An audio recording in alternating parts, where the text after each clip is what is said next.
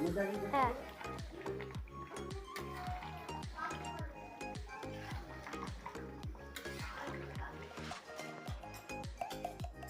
আরেকটু দেবে দেবো।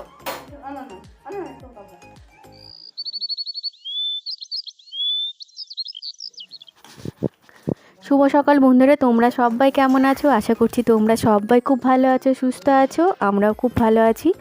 সুচন্দ্রা জর্দার ব্লগে তোমাদের সকলকে স্বাগত। আমার সকল ইউটিউব ফ্যামিলির প্রত্যেককে জানাই অ্যাডভান্স হ্যাপি নিউ ইয়ার। নতুন বছর সবার খুব ভালো কাটুক, সবাই খুব ভালো থেকো, সুস্থ থেকো। ঈশ্বরের কাছে এই কামনা করি আমার প্রত্যেক ফ্যামিলি মেম্বার এবং আমার প্রিয়জন সবাই যেন খুব ভালো থাকে। পুরনো বছরের যত দুঃখ কষ্ট সব যেন এই বছরে মুছে যায়। যাই হোক, সবাইকে নিয়ে আজকে আবার একটা নতুন ব্লগ শুরু করছি। আশা করছি আজকের ব্লগটা তোমাদের ভালো লাগবে। আমার যে বন্ধুরা রয়েছে, যারা আমাকে সাপোর্ট করো, তাদের সবাইকে অসংখ্য ধন্যবাদ। যে যেখান থেকে আমার ব্লগটা দেখছো তাদের সবাইকে অসংখ্য ধন্যবাদ। তো আজকে আমার বাড়িতে পুরো ফ্যামিলি মেম্বার অনেক রয়েছে, ননদ নন্দা এসেছে, নতুন ভাগ্নে জামাই রয়েছে। আমার তোমার ব্লগটা যারা ফলো করো তারা জানো যে কদিন আগে আমার ভাগ্নের বিয়ে হয়েছে, বড় ভাগ্নের বিয়ে হয়েছে। তো নতুন জামাই, ভাগ্নে, তারপরে বড় ননদ নন্দাই সবাই এসেছে। তো পুরো জমজমাট আমার ফ্যামিলি। আর হচ্ছে আজকে তোমার রান্নাবান্না সেই রকমই হবে, বুঝতেই পারছো, জামাই বলে কথা। তারপরে যদি জামাই হয় নতুন। যাই হোক, সকালবেলায় টিফিনটা তোমার লুচি দিয়ে শুরু করেছি, লুচি আর আলুর তরকারি। এখন নতুন আলু, তারপরে সঙ্গে ধরো ধনেপাতা। আর ধনেপাতাটা ধরো আমার বাড়ির বাগানেই রয়েছে, অসুবিধা নেই, যখন ইচ্ছা হয় তুলে নিয়ে আসি। আর ধরো টাটকা টাটকা ধনেপাতা দিয়ে রান্না করা একটা আলাদা টেস্ট। যাই হোক, হালকা পাতলা ঝোল করলাম আলুর। আর ধরো আমাদের যে নন্দাই, সে নন্দাই ধরো সুগার আলু খায় না, তার জন্য দুটো বেগুন ভেজে নিলাম। আর ধরো গরম গরম লুচি, তোমার ময়দার লুচি, রোল ময়দার লুচি আর মচমচে লুচি। তার সঙ্গে ধরো শীতের ধরো রসগোল্লা রয়েছে, তোমার নলেন গুলের রসগোল্লা আর তোমার কমলাভোগ, এইগুলোই আছে। যাই হোক, টিফিনটা ভালোই হলো। আর এইদিকে ধরো আমি এদিকে তরকারিটা আগে করে রেখেছি, তারপরে ধরো ননদ ময়দাটা মেখে দিল। আর এইদিকে লুচিটা আমি ধরো হাতে হাতে ভেজে নিলাম। আর এদিকে ননদ সবাইকে খেতে দিচ্ছে, আমি এদিকে ধরো ভেজে নিচ্ছি, তাতে সুবিধা হয়। আর লুচিটা দেখবে এমনি ঠান্ডা হয়ে গেলে অতটা ভালো লাগে না, গরম গরম বেশ ভালোই লাগে। আর এই দেখো সবাই বসে পড়েছে সকালের টিফিন। সকালে চাটাগুলো ধরো এইগুলো ধরো থাকবে। সকালে চাটা করে সব বাসি কাজটা সেরে ধরো চলে এসেছি। প্রচণ্ড ব্যস্ত, যাই বাড়িতে মানুষজন থাকলে ব্যস্ততা তো হবেই।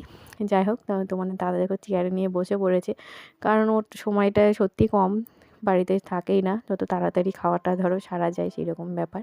সবাইকে খাওয়া দাওয়া করে মোটামুটি কিছু লুচি ধরো থেকেই গেল। আর তারপরে আমি আর ননদ আর ভাগ্নে ধরো লাস্টে তিনজনে মিলে বসলাম। সবার খাওয়া দাওয়া মোটামুটি এখন ধরো 11টা বাজে। তো আজকে টিফিনটা আমাদের তাড়াতাড়ি হয়ে গেছে। মানুষজন থাকলে ধরো তাড়াতাড়ি হয়, তা না হলে ধরো দুপুরে রান্নাটা দেরি হয়ে যাবে। আর দুপুরের মেনুতে ছিল তোমার মটন কষা আর ফ্রাইড রাইস। ফ্রাইড রাইসটা ননদ করেছিল, ভাতটা আমি নামিয়েছি। কারণ ভাতটা, ফ্রাইড রাইসের চালটা দেখবে একটু নরম হয়ে গেলে বেশ ভালো লাগে না খেতে, মানে ঝরঝরে না হলে মেশানো যায় না, অনেক কিছু ব্যাপার থাকে।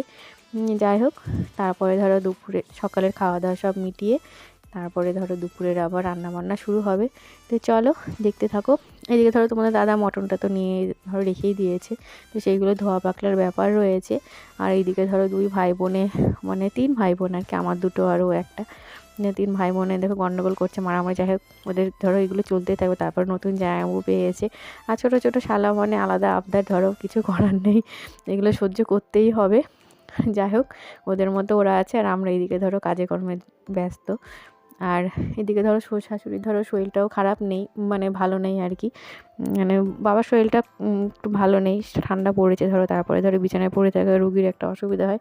তবে শাশুড়ি মা বেশ ভালোই আছে, শাশুড়ি মা মোটামুটি সুস্থ আছে, কোনো অসুবিধা নেই। আর এদিকে ধরো খাওয়া দাওয়া করে আবার চলে এসেছি। তোমার মটনটা ধরো ধোবো ভালো করে, একটু লোমটোমগুলো লেগে থাকে, সেগুলো ভালো করে পরিষ্কার না করলে ঠিক। আর যদি খাবারের পাতাতে লোম আমার সত্যি একটু কেমন বিড়বিড় করে। যাই হোক, এটা ধরো ভালো করে ধুয়ে নিলাম। তারপরে ধরো মশলাগুলো সব করতে হবে, মাছে সব কেটে কুটে বেছে রেখে দিয়ে এসেছে। আর তারপরে মশলাগুলো করে তারপরে ধরো মটনটা চাপিয়ে দেবো। তো ননদ বললো আমি মটনটা করে নেবো, তুমি জোগাড় টোগাড় করে দাও। আর আমি এদিকে ধরো জোগাড় টোগাড় করছি। চলো দেখতে থাকো।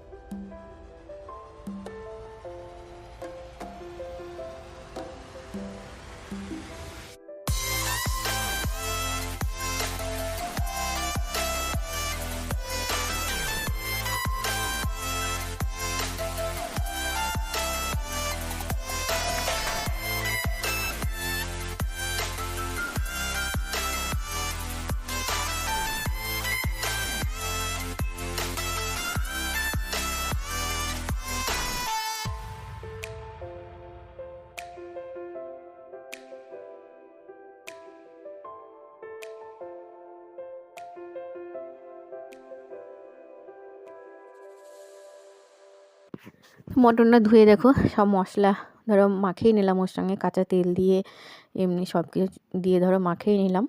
আর তারপরে একটু ধরো নাড়াচাড়া করে একটু প্রেসারে সিটি দিয়ে নেব।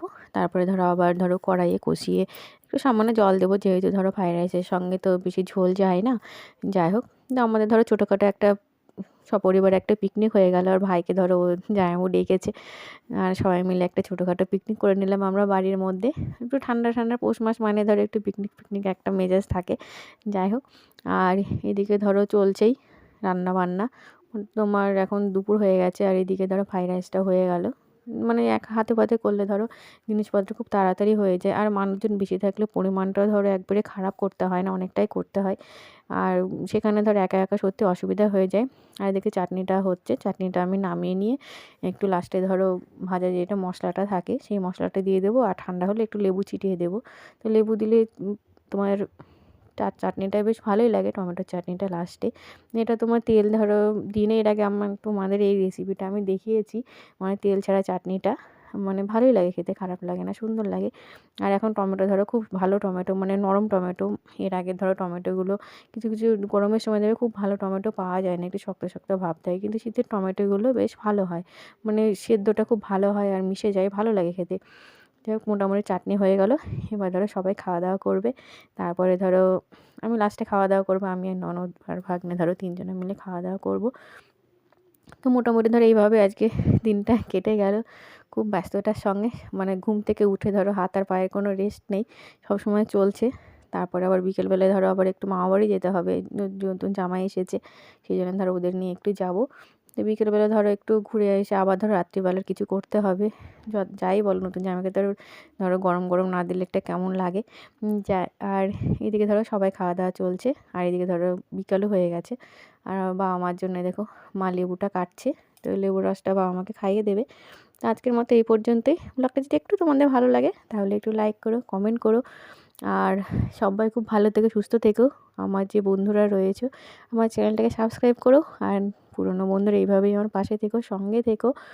আর নতুন বছরে সবাইকে অনেক অনেক শুভেচ্ছা, ভালোবাসা, বড়দের আমার প্রণাম। আজকের মতো এই পর্যন্তই, পরের ব্লগে দেখা হচ্ছে, টাটা।